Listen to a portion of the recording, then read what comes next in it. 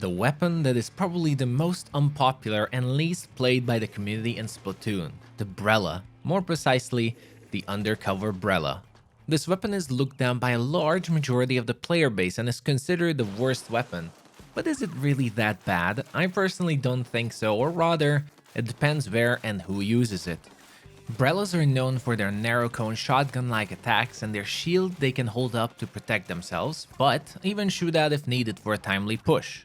This makes them one of the most unique weapons in the game, making them somewhat tanky and tactical while also quite challenging at the same time, both for using the shield properly and aiming well with their difficult shooting type.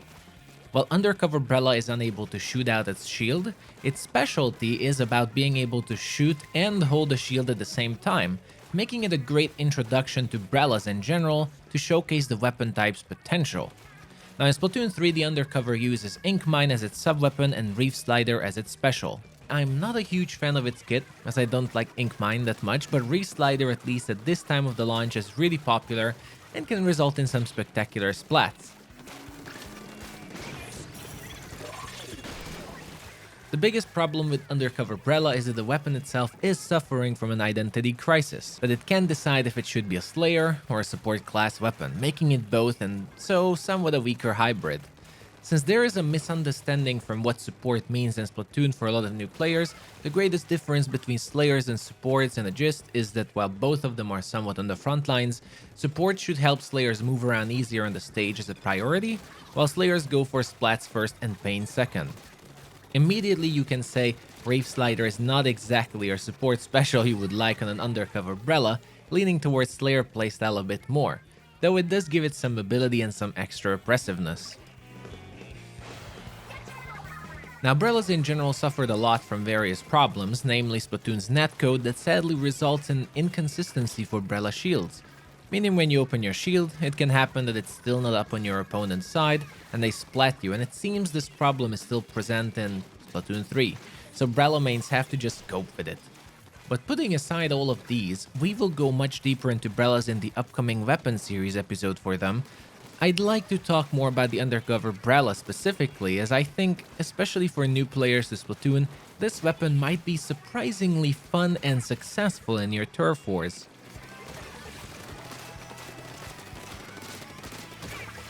Brellas can be hard to manage, since timing of when to shoot or when to hold up your shield is one of the hardest playstyle to learn in Splatoon.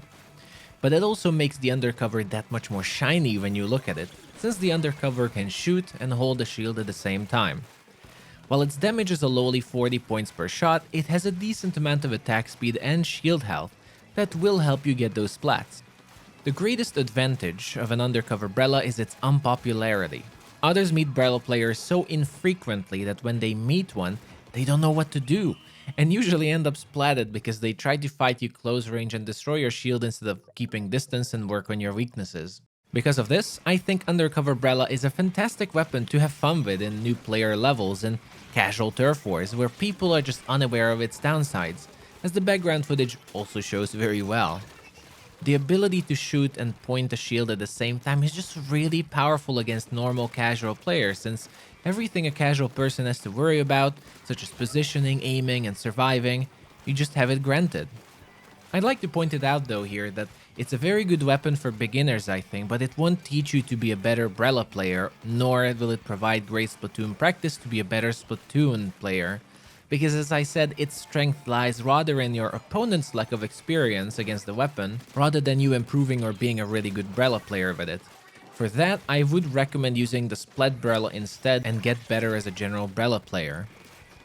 That of course doesn't mean you can't use it or it's wrong to use it. It's a really fun weapon and it can be hilarious sometimes to hold off 3 players in turf war jumping around your shield in panic not knowing what to do.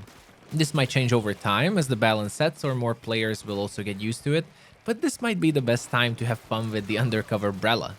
So, as I said, it's a great weapon for beginners to have fun with, and it's also good against beginners, but I also think it's actually not as bad as most think. Sure, maybe not for competitive ranks and proper teams where there's communication, people know its weaknesses, people can work together and know what to do or ignore it, but for solo queue and general gameplay, absolutely. Most people are just general Splatoon players like any of us, And a lot of us don't meet Brellas at all, or never seen an undercover Brella in their life, so you can just use it as a surprise weapon. Just think about how many times you're annoyed if someone has a big bubbler shield as a special. Most of the time, it just results in not being able to splat the other person. That shield just requires a little bit of bonus teamwork, and it completely throws the opposite team off. A good Brella player is not only a menace when you meet them one-on-one, but they also know time is their ally, and can use it against you by holding you up, opening your flanks, and helping the team. And since Brellas have outstanding shield regeneration when they're dropped or while swimming, it's really easy to keep up someone if you know what you're doing. This also comes handy for holding position, and I personally love using Undercover or even any Brellas for both Splat Zone and Tower Control, where your presence matters and the longer you can hold, the better. But I also think if played similarly like a roller, for example, trying to be a sneaky backline splatter, it's quite fun to swim behind your opponents with a ninja squid and see their panic, when they just don't know what to do with you popping out of nowhere with a shield. The Undercover Brella, I think, is in this weird position right now, as I think it's straight up overpowered for casual ranks, even if a lot would disagree with me. And as most professionals say, complete garbage in competitive ranks. This massive difference in gap is also the reason I think it's just very challenging to balance it and change the weapon, because tipping it into either way will cause a lot of grief for another side. Well, maybe less for one side. Maybe that is why it's the way it is, so it is a fun weapon for certain ranks and plays, but not necessarily for top-end competitive levels. And perhaps that's the better choice overall, even if it's not so popular for Brella mains. I wish there were more Brella players in Splatoon, but I also understand why it's not so popular, with it being probably the hardest weapon type in the game, but also suffering from network issues. It's such a unique weapon and a fun one at that, it would be a shame to not try improving them and grant them popularity they deserve, but we'll see if Nintendo does anything about Brellas. Not that they necessarily need to.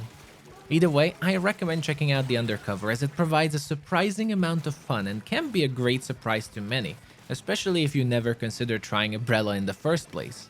But what do you think of the Undercover, or Brellas in general? Do you use them? Do you like them? I'd love to hear some opinions or even ideas what you would change about them if you have any. I had a lot of fun with these matches, and I just wanted to share them with you all, perhaps to encourage some to try Brellas out more, but even to just see how hilarious it can be. But thank you for watching, everyone. You're all amazing. It's still incredible how much support the channel has been receiving, and I'm really grateful for that. I will be back with more content and of course continuing the weapons series, but until then, be good and I'll see you in the next one. Bye bye.